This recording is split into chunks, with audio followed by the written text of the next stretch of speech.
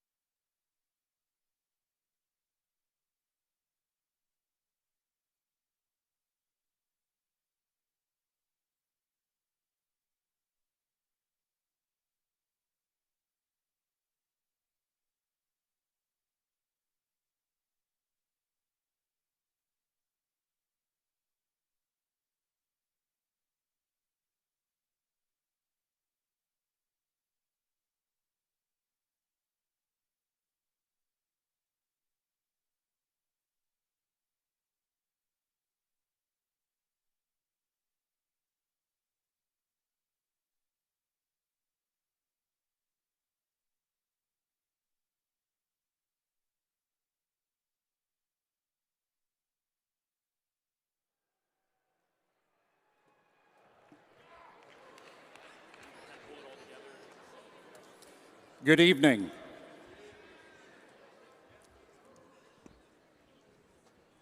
For those not familiar with Butler's campus and Hinkle Fieldhouse, welcome.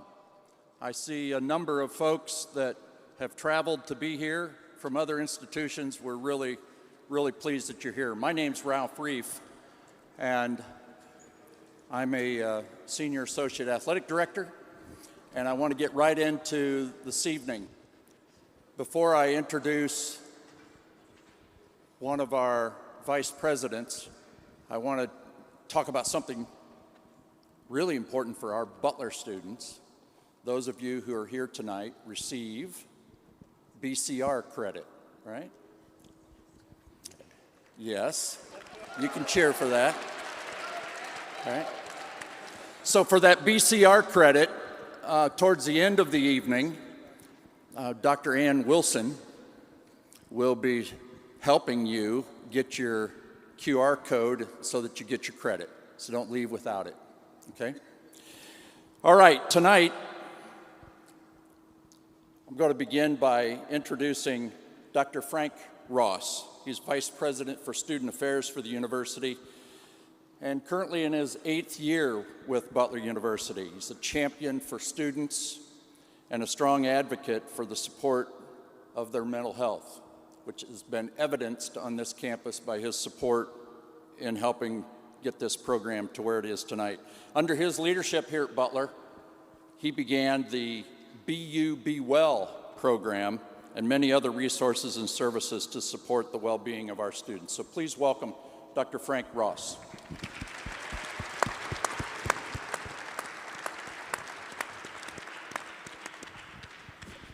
Good evening. Okay, we're in Hinkle Fieldhouse, and I know y'all can be louder than that, so let's try it again. Good evening. Thank you, much better. Thank you. Well, it's an honor and truly a privilege to welcome you all to Butler tonight for our inaugural Student Athlete Mental Wellness Summit. This summit is very important to the university in a very timely conversation as we focus on the support and mental health of our student athletes to ensure that they can become the best version of themselves, both on and off the court. At Butler University, our students truly do influence everything that we do and they're the center of our work.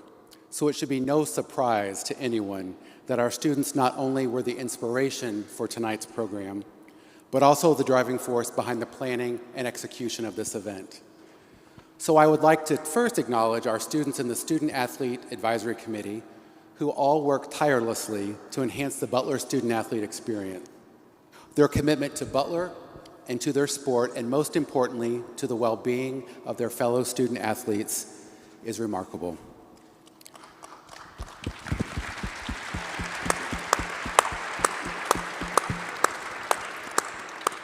The student leaders in SAC have worked extra hard to make tonight's program happen. And I know that this program will leave a lasting legacy not only on Butler, but also our athletics program. So please join me in thanking the leadership of our Student Athlete Advisory Committee, Allie Leonard, Ben Miner, and Jeremiah Jackson. Are you all here? Stand up if you can.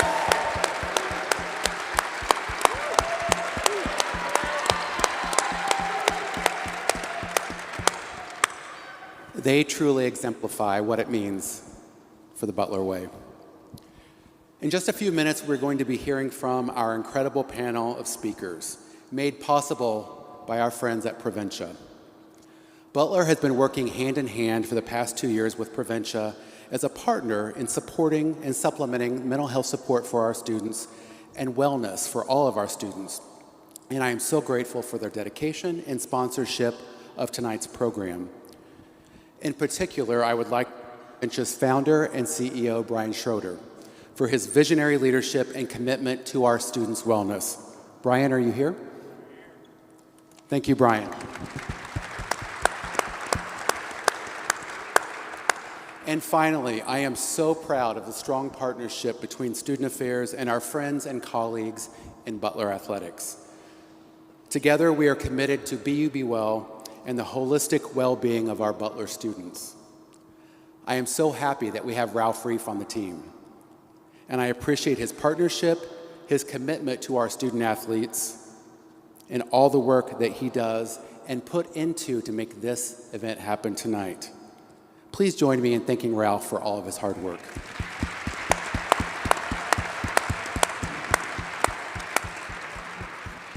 Thank you all for being here tonight, and please enjoy the program. Thank you. Thank you. Okay. On this panel tonight, I'm going to start down at the far end with Dr. Mark Campbell. You've read a little bit about him up here. Dr. Mark Campbell got his PhD in health promotion and wellness and has been part of the National Wellness Institute as a board member. And for those of you here, I think one of the things that we most resonate and connect with is that he was part of the organization that won the World Series in 2019 with the Washington Nationals Baseball Club, and did his sports psychology work for that organization for a number of years. He's also with the Department of Defense for the United States and managed their military adaptive sports program.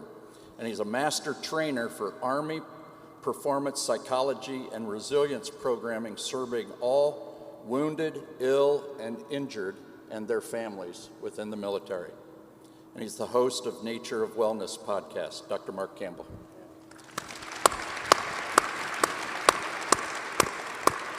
So sitting to my right is Robert Wickens. And Robert, shortly after a violent accident in 2018 that resulted in serious injuries to most of his body, including spinal cord injury, left him paralyzed. But Robert vowed that he would return And 3.5 years later, he got back in a car and drove, and has been an inspiration to everybody. Started his career, as all drivers do, karts and all those things all the way up, but was a Formula One test driver, and then took the United States IndyCar series by storm as a rookie in 2018, and was, among other things, the Indianapolis 500 Rookie of the Year. So I want to just say a few more things about Robert, is the fact that I want to go back to the fact that he vowed publicly that I will drive again. And the number of injuries, the amount of injuries that he sustained was enormous. But 1 month after his accident, he publicly vowed to race, and 1,258 days later, he took the green flag for the first time and finished on the podium in that race. It's one of the top 3 positions that don't know what the podium is.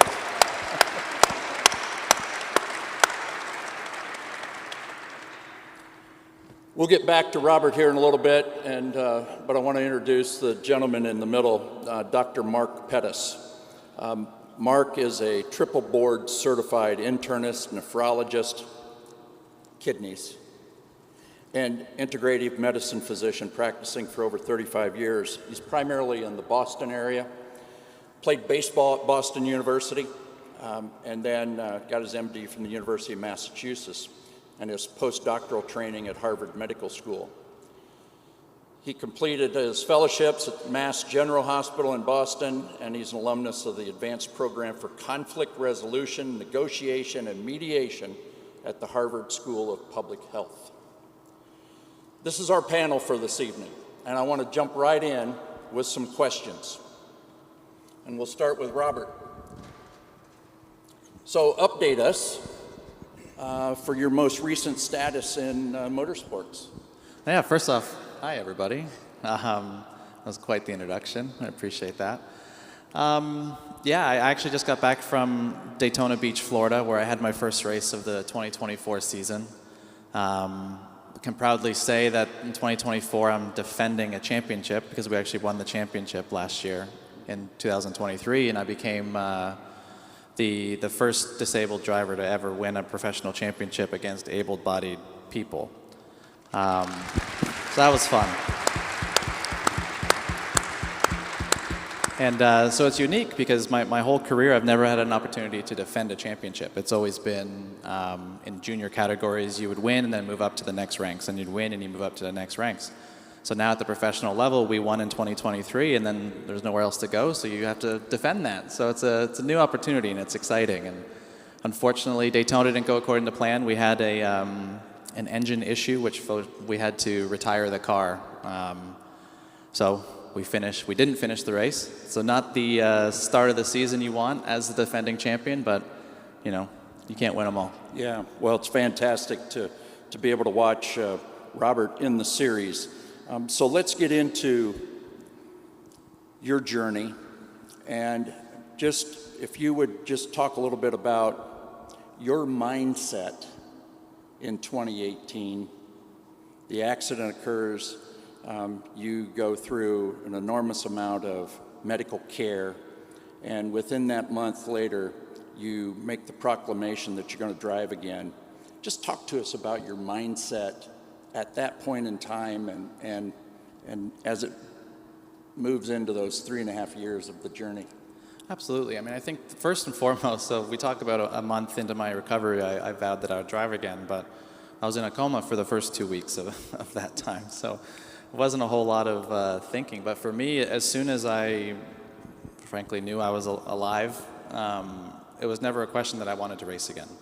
And I'm sure most of you guys here now, the sports that you're pursuing, you started at such a young age, it's all you really know. It's your passion, it's your love, it's what you want to wake up in the morning and pursue and get better at. So for me, I only saw it as a setback, not particularly a career-ending situation, and just kind of tried to switch focus on what it looks like. How do I get back? What does the recovery look like? In my case, I was in the ICU for the first 4 months of my recovery, then finally progressed out of there into like an acute rehab facility. I was on a waiting list to get to a spinal cord rehab facility to try see if I could walk again or see what muscles I could get fired back. And it was really 6 months into my recovery when I got transferred to Denver, Colorado at a facility called Craig Hospital. It's world-renowned for their spinal cord and brain trauma care, and that was really kind of what really took off my rehab. And from there, it was, I felt like I was just in the best place on earth, and it kind of, I never had the luxuries of going to college, but I felt like I was in college. I always called it my spinal cord college, because you had to learn your whole body, you had to learn your new life and what that looked like, and they did such a good job educating you. I had wheelchair classes every day to make sure that I wouldn't fall off that ledge and hurt myself. It was, they trained you for everything, and it was just such a positive atmosphere in that facility. And for me, being an IndyCar driver that was injured, when I arrived at Craig Hospital, I was just one of hundreds of people that were trying to achieve the same goal, which is to better their life. And some people, you would see the person to the right of me working hard at his age, you see the person to the left of me working hard at his age, and then everything in between, and everyone just did their part. And it was really an amazing community, and it really motivated me when I saw other people working hard. And it was a real pleasure to be there. But what really drove me was, frankly, just not giving up. I think there's no prognosis with spinal cord injury. All you can do is just try your best, and maybe my best doesn't really matter, because with the human body and everything, Ralph could have eaten cheeseburgers with the same injury and had a better recovery than me, even though I was working out 6 hours a day, 6 days a week for 10 consecutive months. And just, you gotta listen to your body. I think we've talked to this many times, but I don't think I took rest for granted. I was just working my butt off every hour I was awake, and I was getting results. So I kind of set my tempo so high, and it was working, that I didn't want to stop what I was doing. And it wasn't until the pandemic, actually, when I was forced to stop when I couldn't keep going to the gym. And my body actually got significantly stronger, and I felt amazing. And I had a lot of chronic pain that I was able to come off of. So it was a big wake-up call there. Yeah. Well, Robert, I recall when I first met Robert, they moved back to Indianapolis from Denver. And this is something that I've seen in athletes before, and I see it in the training room, and I really admire it when an injured athlete will question the process. Are we doing everything we can? Or, hey, I did this before and it worked. And so Robert I was at St. Vincent Sports Performance at the time here in Indianapolis, and Robert moved back to Indianapolis, and he took his health care into his own hands, and he sought out where he could get the kind of care and activity that he had in Denver, and he knew he needed to progress through. So he put together this puzzle of places that he received different kinds of care. And I remember when we first got Robert in a conversation, he was very direct, very focused, knew what he wanted to accomplish, and told us, not in a kind of way of bullying or anything like that, but it was so believable that he drew people into him to help him. But one of the things I'll never forget my whole life is when we got you into the Alter G. And so here was somebody who was in a wheelchair who needed, how many in the audience have been in an anti-gravity device, the anti-gravity treadmill and so forth, right? It's not easy to get into. First of all, it's hard. You got to put on those funny pants and zip into it and that whole thing. And he did it. And I've got the video of him walking and just putting one foot in front of the other. That was our first connection. And so as a healthcare provider, it doesn't take much when you see somebody do that to draw you in. And so we as athletic trainers and physicians, when we see what you do, it draws us to you. So pretty amazing stuff. So talk to us, and then we'll get to Mark and Mark here, but this transition from being able-bodied, rookie of the year, ascending in the sport, and now you're managing a new life. Talk about that transition a little bit. Yeah, for sure. I mean, I think, one thing we forgot to touch on, so also during my rehab, I promised my fiance and now wife that I would give her a first dance at our wedding that was happening in 2019. So I was rehabbing in Denver right up until early August. And finally my wife, Carly, said, I need you home because we're getting married in a month. And I'm like, but I'm trying to get stronger for you. Like, don't you understand? But it's like, no, we have to pick flowers. We have to pick the forks, knives, food, all that stuff. So we came back home, and I think that was one thing that was driving me is she was such a great supportive system for me through the whole injury, through the recovery and everything like that, that I knew, hey, I wasn't much of a dancer before I was paralyzed. So the bar was pretty low for what I had to achieve. So we, I was working so hard on lower body strength and just core strength and stability, and that's why the Altergy was so great, was I was constantly trying to just get reps in on my legs so I could make it 3 minutes and 29 seconds for however long our song was. So but just what you were saying, I think you can't prepare for what a life-changing event like that will do. And for me, being stubborn was probably my saving grace. The fact that I refused to let this stop me. One, I never really listened to the doctors when they told me I wouldn't walk again, because I saw evidence of other people doing it. I'm like, well, hey, that guy's doing it, so why can't I do it? And it was basically just doing what I can, listening to my body. I focused so much on nutrition at the beginning of my recovery. Again, it's like there's no curriculum on how to recover from a spinal cord injury, really. I mean, so you just kind of try to stack the deck in your favor and see how you come out at the end. And, we didn't really know. And in the meantime, my wife was back home with contractors making our house accessible because it wasn't accessible. And it was this whole life-changing event. But I think the moral of the story is you can't really prepare. You just kind of almost have to roll with the punches and just try to really just adapt. And from there, I'm still every day, I'm learning something new about this injury. It's not like I have this thing mastered, although I got my career back and I'm married and I have a young son now and my life's amazing. But every day there's always something that I wasn't prepared for, I wasn't anticipating, and it's tough. And I struggle every day with certain issues, whether if it's I'm trying to get groceries and someone parks illegally in the disabled spot and I can't physically get back into my car after I've gone grocery shopping. So I have to wait for them to arrive so I can get into my car to leave. And it's little things like that. Or, if you bump into a wall in your house and you leave a tire mark on the wall, it just immediately kind of ticks you to I try just to meditate and come back down because you can get very irritated very quickly. And the way I explain it is, for me, I picture my life as like a glass of water. Right? And some days the water's half empty and you have more tolerance to, take things on the chin, and then eventually that glass is going to overflow, and how do you deal with that? And for me, what I've always found works well is just kind of meditating, and I do that by just counting my breath until I can just kind of feel a little more at ease. And I don't know if that works for anyone else or if it's recommended by the genius doctors beside me, but it's because that's how I calm down before a start of a race or any competition. A lot of drivers and competitors listen to music and they get all hyped up, and then I'm with my helmet on meditating, and for me it works. And I guess it's not the same as everyone else. Yeah, well, thank you, Robert. Dr. Pettus, talk to us about the science of mental wellness. That you've spent your life on that, and so speak to us from that science component.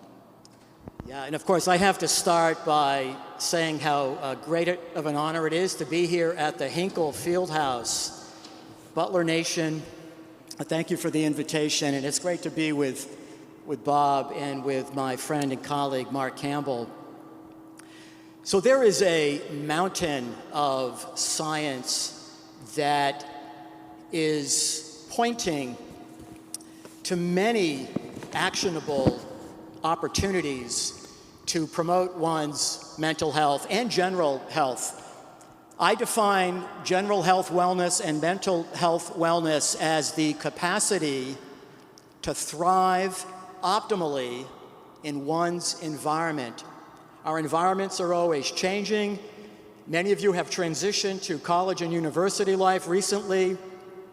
Many of you are going to be transitioning out of Butler as you enter the next chapter of your lives. And so the ability to function optimally, to thrive, to have a reason, a purpose, to get up in the morning, to get through the day, is really what general and mental health wellness is all about. Now, I link the two because the science would suggest that most of what drives how we feel and our capacity to thrive is in fact related to lifestyle. It very much relates to the choices that we make, how we eat, how we move, how we interpret and respond to stressful events in our lives, and we all know stress will happen, how we sleep, how socially connected we are, particularly if we're connected to others who love and support us, how much meaning and purpose we cultivate in our work, love, and play. All of these, what I would consider to be environmental inputs, are what drive human biology, and your biology becomes your biography. So the jury pretty much has come back to suggest that your genetics, what you inherited from your mother and your father, plays a very small percentage in how long you live, how well you live, what your risk of disease might be over your lifetime. Most of it hinges on lifestyle. So, Robert alluded to the importance of nutrition, of mindfulness. The science there is quite robust in all that it would suggest we are capable of. And, as the great rock and roller John Mayer, once said, you are bigger than your body gives you credit for. And I think what we are all doing is an attempt to help others appreciate what is possible in their lives. And that's a story of hope. Yeah. Well, thank you. And so, Dr. Campbell, talk to us a little bit about, there's this central topic that we've gotten from our students and feedback that we hear in the training room or on the bus as we're traveling with teams, or that we just know occurs, is anxiety. And so can you briefly touch on that topic of anxiety and maybe some pearls of maybe things I've heard you talk about, self-talk. Sure. and so forth. Thank you. Yeah, absolutely. And just to echo what Mark said, thank you guys for being here. It's great to be here. I wore my tweed in honor of Gene Hackman tonight from Hoosiers. So just really excited to be here. The exciting part about this, Ralph, for me, and I just want to start off by saying this, is that this was built by the students, for the students, identifying topics. Butler has supported every step of the way. I do this a lot. I go to a lot of campuses. I do a lot of talks at universities. I haven't seen this before, not the way this has been done. And I just want to say that to the student body. They're listening, okay? To the administration, professors, everybody else, they're asking. And once you marry those two, that's when special things happen. So, back to anxiety, and it was phrased by the student athletes as performance anxiety. And this is a very common thing. Every performer has anxiety. A lot of it, as you mentioned, comes down to self-talk. We talked to the SAC group last night, and I love to talk about a concept I call don't. How we prepare ourselves with our self-talk going into a performance makes all the difference. If you look at it as dominoes, it all begins with a thought. So our thoughts release chemicals in our brain, which we interpret as emotions. It floods our body. We have physiological reactions to that, and then that impacts our performance. Whatever happens at the end of that performance filters back into our thinking for next time. So if you look at the top and bottom of that coin, if I go in saying, I'm not enough, this is terrible, this is going to be bad, then you're going to release those chemicals from your brain. How does your body react to that? You get tight, you breathe differently, right? You maybe hold your breath. You have all of these negative physiological responses, and then what kind of performance are you going to have, right? And then the thinking that filters out of that to the next time is, I don't want to do that again. So you immediately start creating this preconceived anxiety about a future event that hasn't even happened. So I do want to ask the crowd real quick, how many of you worry about things and get anxious about things and have physical responses to things in your life daily that never even happen? We're the only species that can do that.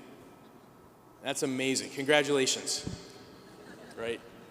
But we worry so much about the past, about the future, things that are no longer there, they don't exist, haven't been written yet, and we can make ourselves physically ill. We predetermine our performance, right? We talk about self-fulfilling prophecies, things like that, and we don't give ourselves any chance to be successful. Don't is just, we don't process those negative qualifiers, Ralph. When we were forming as a species, we were very direct. We would say, me hungry, me eat. Me tired, me sleep.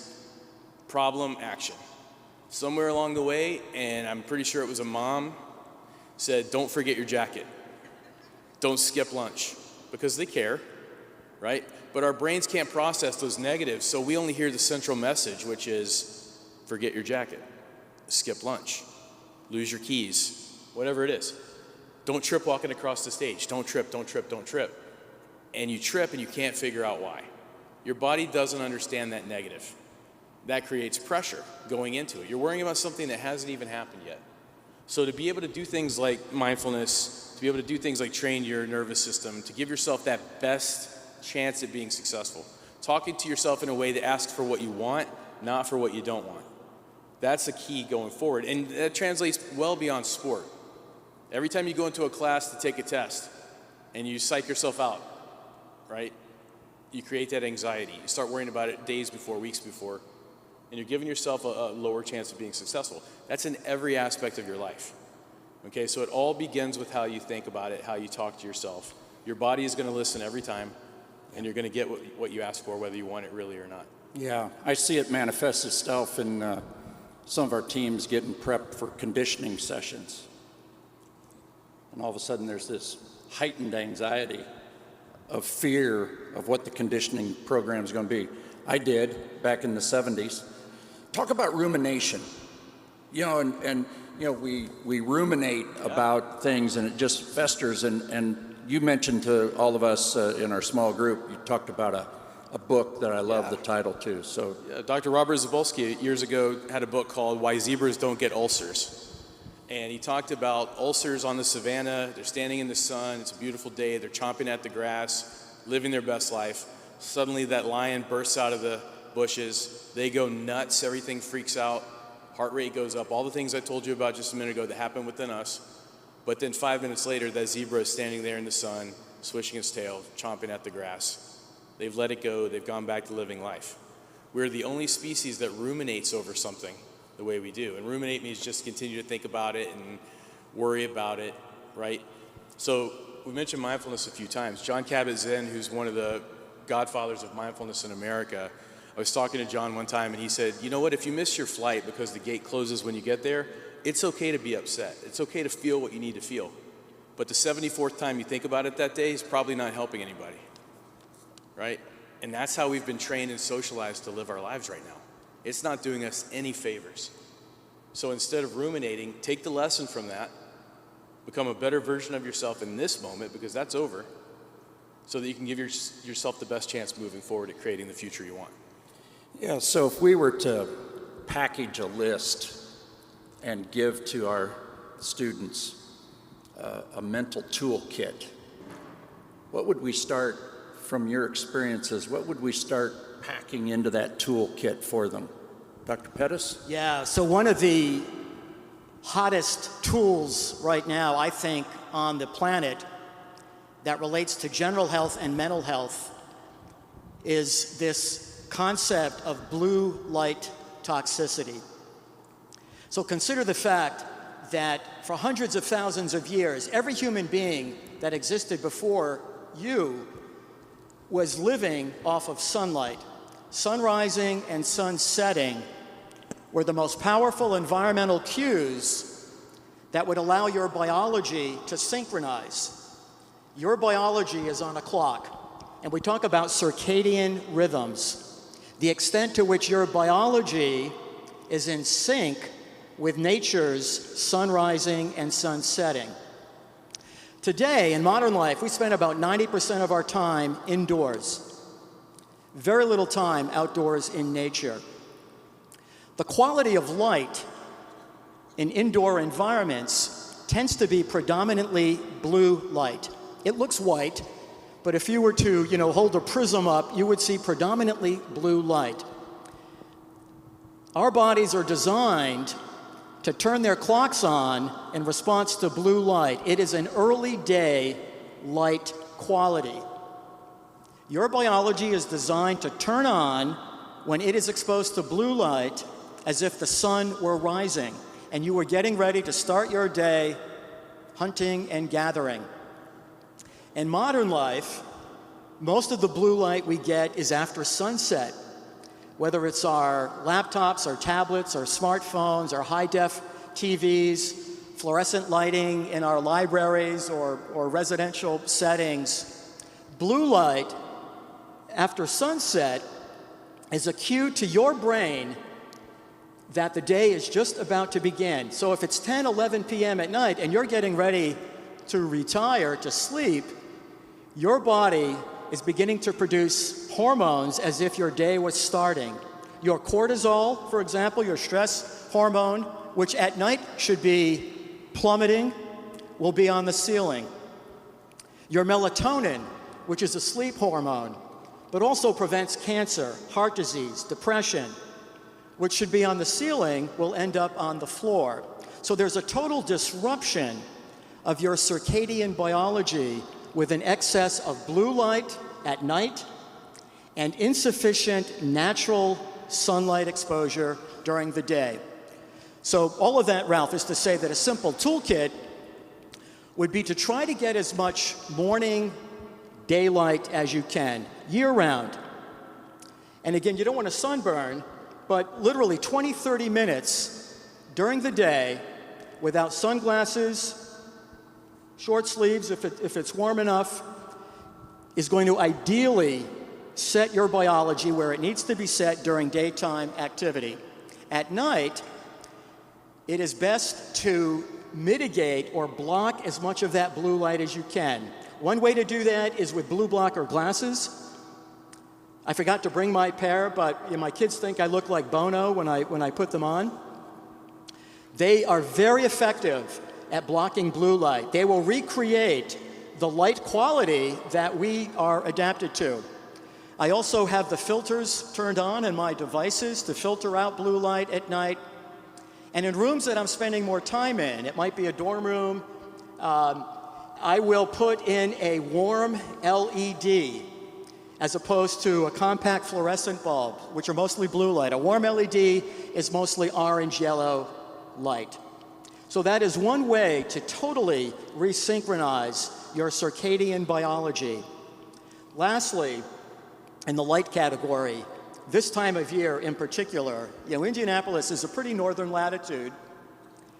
A happy light in the morning, these are lights that are quite bright. The magic number is 10,000 lux. 20 minutes of happy light exposure in the morning while you're checking your emails or reading, whatever it is you're doing, will set the stage for your biology in much the same way that a morning sunrise, a summer sunrise would have on you. So those are all really nice tools that will radically change your sleep quality, your mood, your cognition, and it will leave you more resilient. One last toolkit, if I have time. Yes, you do. And this falls into the category of nutrition. I work with a colleague, his name is John Bagnulo, he's a nutrition scientist. John developed the nutrition program for Tom Brady's TB12 program in Boston. Tom Brady's been at the vanguard of applying health sciences, lifestyle medicine for many, many years. And his success as a quarterback is more than just drive, and he has created a biology that has allowed him to function in a most extraordinary way under very challenging conditions. So here is the nutritional concept. It's called metabolic flexibility. Each of you has a hybrid engine. Your hybrid engine is designed to burn both carbohydrates and fat. Carbs and fat. Most Americans consume predominantly carbohydrates in their diet. So carbs become their fuel source, particularly carbs that would include sugar and flour. We call them high glycemic. When you consume them, your sugar goes up. These are very inefficient fuels. They can help you short term, but they're very inefficient for long-term metabolic health. So if one cycles, every couple of months, you reel in those carbohydrates, particularly those high glycemic processed carbohydrates, and liberalize healthy fat sources. Fats have been condemned by the medical enterprise. I would suggest to you that natural whole sources of fat are amazing fuel sources. So this would be pasture-raised meats, eggs, butter, whole-fat dairy. Sometimes you don't want to listen to your doctor. Now is not one of those times. High-quality fat, when you introduce more of that and reel in your carbs, will allow you to burn fat more efficiently. And when you can shift your fuel source from carbs to fat, you will limit the likelihood of hitting the wall. You'll have much more endurance. You'll have fewer peaks and troughs in your energy level. And whether you're an elite athlete or whether you're a recreational athlete, this is a major strategy to improve your performance and your general health. A lot of this research is being done at Ohio State. Tom Brady's Institute is doing a lot of this research. So those are two major tools, Ralph. Sorry to get a little long-winded, but I wanted to share that. Because, one of the outcomes of this event and what we've done yesterday and we'll do again tomorrow with small groups here on campus is to really start to kick the ball down the road. And we aren't providing all the answers tonight. I want to really raise the curiosity. I want to really raise the engagement of how do I engage in conversations as a student on this campus. I use the phrase that we want to accelerate the discussion. And that's what we're doing here tonight. And so over the course of time, to borrow from an old friend, Chris Carr, who I give a shout out to as a sports psychologist with the Green Bay Packers, has always taught me about, control the controllables, but build the mental toolkit. And that means a lot to me, and we want to export that to our student athletes. And so, sleep, what can I do? Hey, I can get outside. Well, I haven't seen the sun here in Indianapolis since a long time, right? So how do we do that? How do we take care of it? Tell me if this is crazy or not, but I would tell some of our athletes, get in the brightest room in the house, usually the bathroom. Go in there in the morning and turn the lights on when there's no sun here. But yet going outside and just exposing yourself to even though the light might be at a level 2 or 3, you're still getting that exposure. So we're just starting to build this toolkit. And as we go through those things, nutrition, those kinds of things that you talk about, it takes work. And ideas are very easy. We can give you a lot of ideas, but the hard work and the sustainability is in taking action. And that's what we want to encourage everybody to do also within our Butler community, is take action and find things that you can do.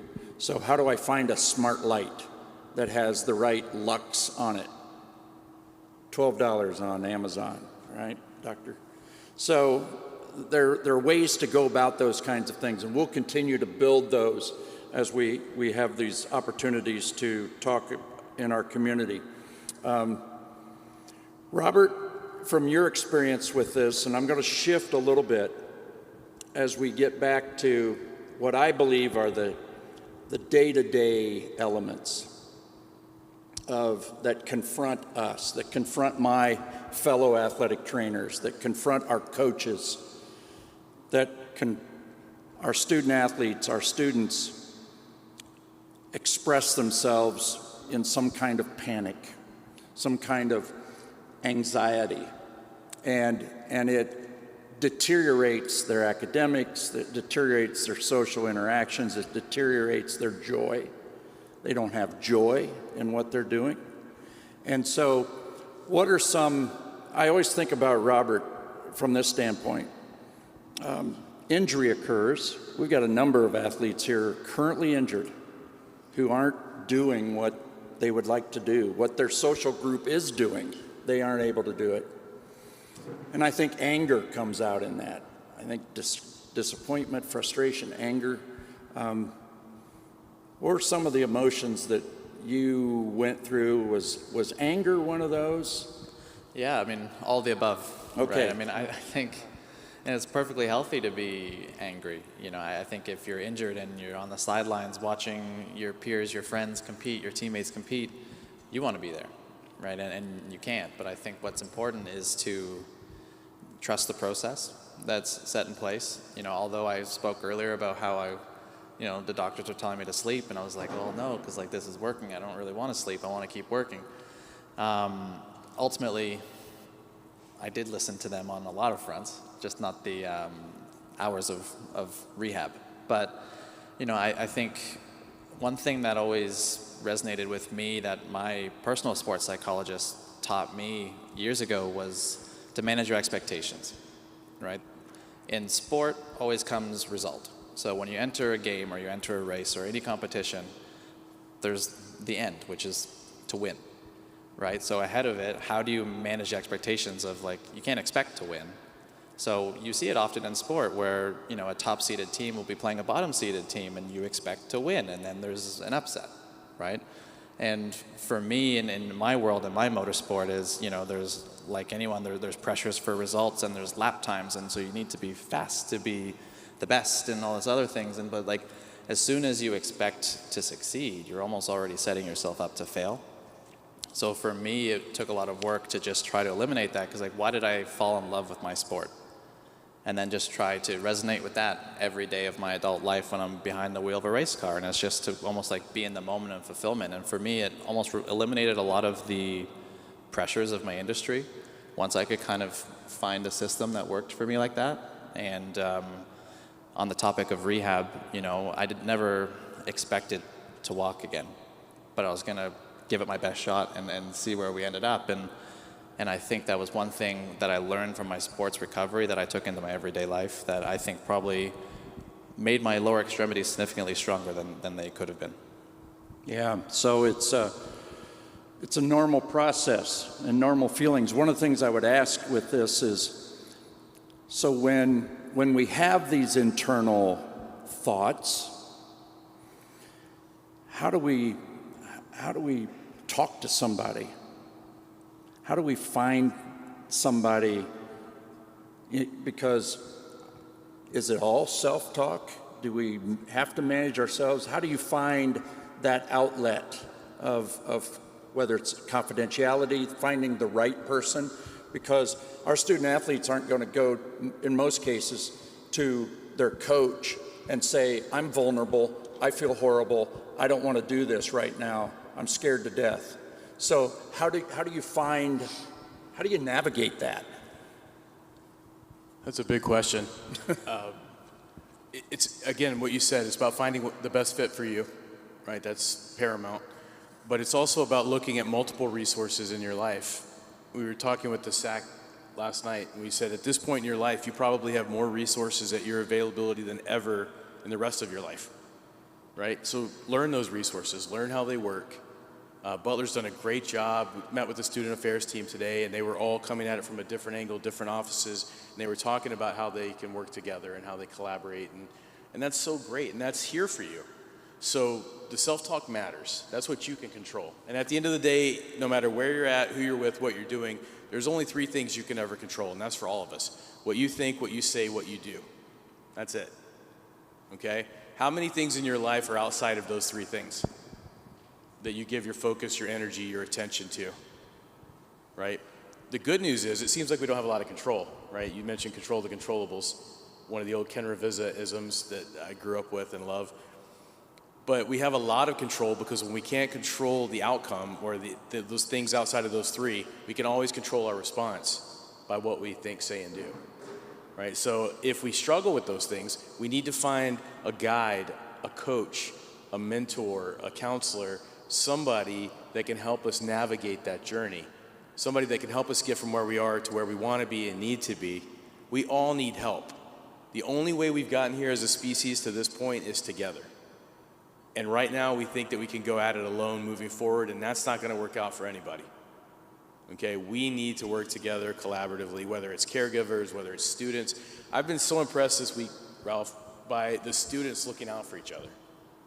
And in the last couple of years, my individual client load is 99.9% 18 to 24-year-old student athletes. And that's by design, because I see the struggles that you're going through. It's unique. We're coming out of a pandemic. There's a lot of different extra layers that you're trying to work through, but everybody's working through it. Your professors, your coaches, parents, all of us are just trying to show up every day and figure it out. And we're not going to do that alone. So you mentioned vulnerability. I had a major leaguer come into my office one day and say, how important is vulnerability?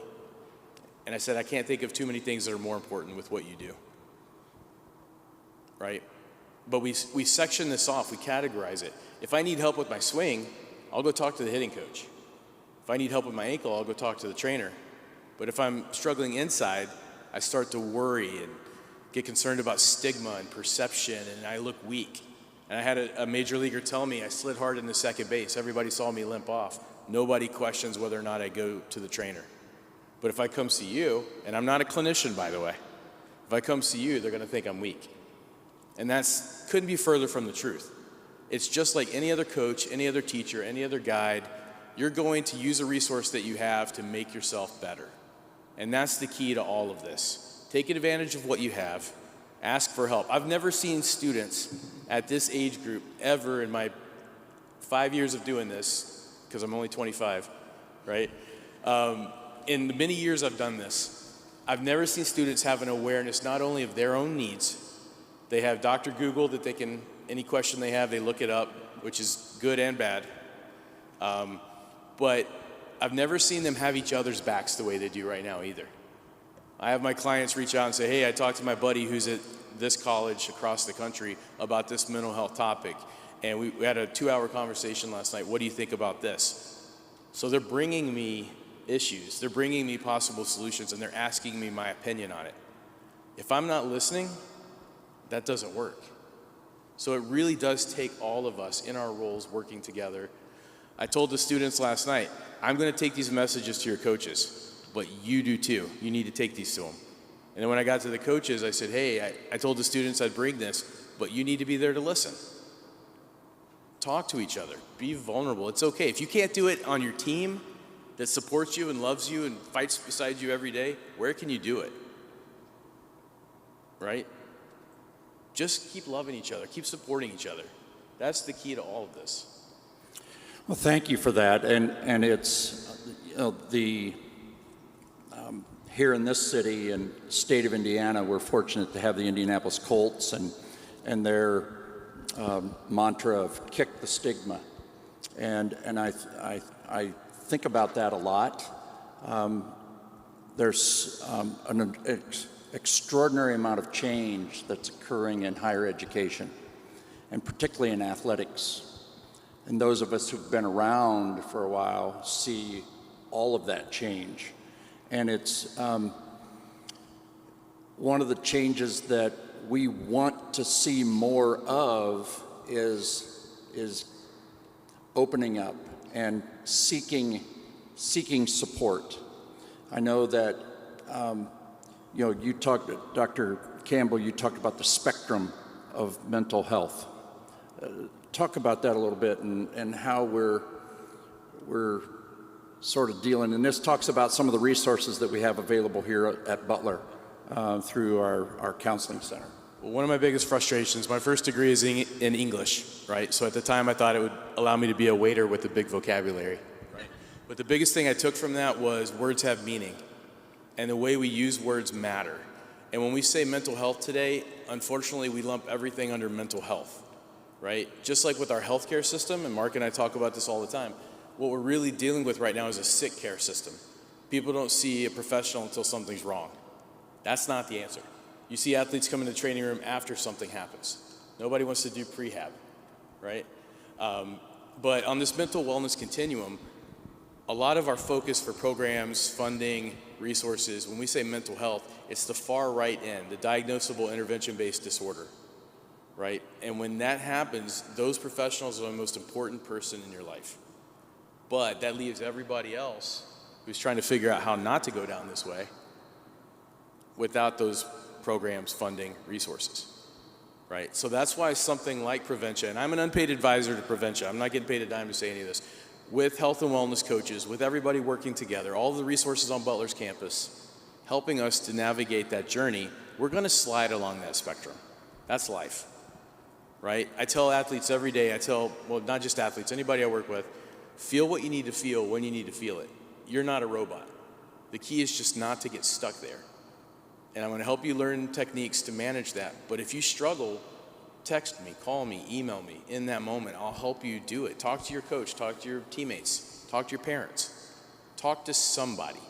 Where we get in trouble in the mental health space and where we plummet down to this side and bad things really happen is when we feel like we're alone a lot of times. We don't know how to talk to professionals, right? We don't want to be vulnerable. We don't want to be the problem child.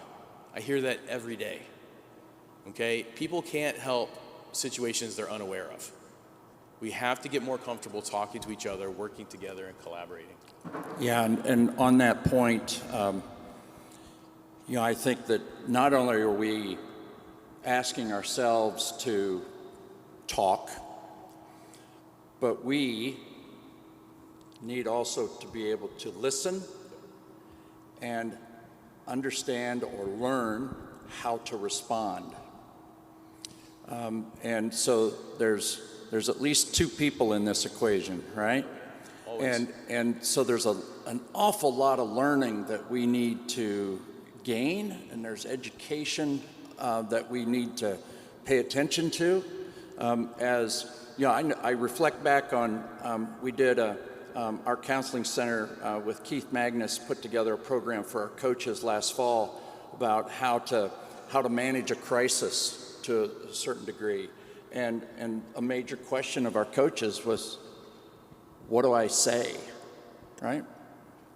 Very valid. As a parent, what do I say? As a neighbor, what do I say? As somebody who walks past you in the hallway of the class, of the dorm or the school building, what do I say when somebody says, I'm not doing very good? And so we have a lot of teaching and a lot of learning to do. You agree, Dr. Pettus? I totally agree. And sometimes we don't have to say anything. We simply need to be present and to feel and hear and understand what someone else is experiencing. And as everyone here has said, ours is a journey meant to be shared. And it's very easy to feel like you're alone, that there's no one else out there. At the end of the day, and I hope this doesn't sound presumptuous to any of you, you are who you are, and that is enough. That will always be enough. We all need help along the way. That's how we got here. Sometimes, in retrospect, we look back on our lives and those crises become the best teachers. Just sitting here next to Robert, listening to his story, to feel how he has interpreted and responded to a profound set of circumstances in a way that has allowed you to shine the light that you shine, just exemplifies the power of the human spirit. That is really the true nature of who you are, despite what you might think on some days. And so I do think, Ralph, that it's so important that we be present for each other, even if we don't know what to say. or how to respond. So I'm going to call that your closing comment. Yes. Mark Campbell, any closing thoughts? One easy toolkit piece that's a big focus of mine right now is using nature to heal, using nature to increase health and well-being. We talked on that a little bit about the light stuff, but there's so much evidence-based research out there that people aren't aware of to the healing impact of just being outside. 20 minutes outside can completely change the biochemistry of your brain, your body. It's been shown that 20 minutes outside can manage the symptoms of anxiety and depression maybe as well or better than most of the pharmaceuticals on the market. Okay, I get myself in trouble by saying this, but now that I've said that, I'll let you make your own opinions about why we don't know about the research. But it's staggering how much it's undeniably good for us. And not being outside with a goal or an intention, but just being outside just to be there. It teaches us mindfulness. It's a classroom for handling adversity. It's a classroom for transition. Nature was the first teacher, the first preacher, the first grocery store, the first counselor. It was everything. And as Mark said, right now, as an outdoor species that has spent 99% of our existence outside somehow, connected to nature, we do nothing but build walls around ourselves and avoid going outside. The latest numbers are 94% of our time indoors, in front of blue light, which he already told you how bad that is, right? Just walk outside. I mean, there's so many natural things that help us heal and be better every single day. And guess what? Nature's free.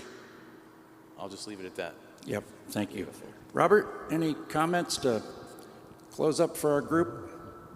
I think the big thing for everyone here is ultimately you guys have to do what's best for yourselves, right? My journey might not work for you guys, maybe it will, but I think just being open to experimenting, to see kind of what works for you is important. We all see TV, we all see all the superstar athletes, we all see their pre-game routines, but really like you don't see their dark days. You just see the best versions of themselves, whether if it's on a court, on a field, on a racetrack. You don't really see what they're truly like behind closed doors. And I think that's one thing for everyone to note. And even for me in my recovery, I wish I was stronger in my earlier years to just show the days where I was just crying, because it happened a lot. You know, it wasn't like I was just this super positive person going to rehab every day. I'd be doing reps but crying while I was doing them because of how hard it was. And not only that, like knowing how much further I had to climb to, right, I was just getting one muscle firing and I realized that I needed another 30 muscles to even move my leg, and then from there try to stand and take it one step at a time. And frankly, I wasn't strong enough. I didn't want to share that. I didn't want to be vulnerable at that time of my life. And I think that's one thing for all of you guys to know is, you know, it's okay to be vulnerable, as we all talked on. But really, whatever gets the best out of yourselves, it's different for each and every one of you. So just make sure you keep that at heart, and then really just remember why you're competing in the sport that you're competing in. You know, I think it's all because we love it as kids. And frankly, just doing what you love is, I think, what's most important in life. Butler students, we've got a QR code that you can dial into right now. Dial your phones, right? And that takes you right to the Preventia website for Butler, and you can hook into the services that are available to you. Coming events, we had a slide up here with Tamika Catchings for our women's sports teams. We're going to have a special night for all of you on 2 days before Valentine's Day, right? But on Monday, February 12th, we'll have a special night. Tamika will be there to kick things off, and then a lot of folks from our Butler campus and other providers from elsewhere who have a connection to Butler will be there to support you. Butler students, get your code, your QR code for your credit for tonight. And you know what I want to emphasize as we bring this together is this is the beginning, and this is a launch for ongoing programming We need your input. What do you want to talk about? What do you want to learn? And we'll put that together for you. And so this is the launch of something that's going to be long after I'm gone from this campus and you're gone from this campus. We're starting something that'll be a legacy for Butler forever. And it's starting here tonight and these couple days. You're a part of it. Engage in it. That's the hard work. Engaging in it is the hard work. Let's have a round of applause for our panel tonight. Thank you so much for being here.